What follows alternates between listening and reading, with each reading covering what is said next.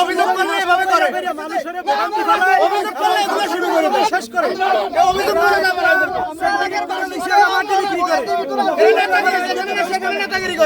করলে এভাবে ধরে মানুষের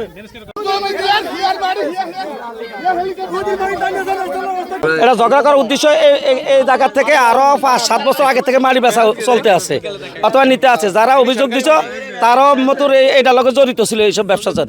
এখন আমার যেটা অনুমান হইল আমি মাটির বেচার লগে জড়িত না, তবে যারা এটা অভিযোগ দিছে তারা মতো এই মাটি বেচার লগে আগে থেকে জড়িত, তাদের একটু স্বার্থে ব্যাঘাত ঘটছে। এটা মাটিটা বিক্রি করে ওই যে যার মাটি যার জমি সে বিক্রি করে, কারণ সে মাঝের মাটিটা তো তার সে হ্যাঁ বিক্রি করে। আমি আগে থেকে এটা মানে আমি যখন এটা শুনছি এই ধরনের কেলাম, তো আমার কথা হচ্ছে যার জমি তার মাটি আমাদের এটা লয়ে কোনো কেলাম যে বিক্রি করে সে আমার দুঃসম্পর্ক আত্মীয় হয়। হ্যাঁ তার পক্ষে আসছে আমি।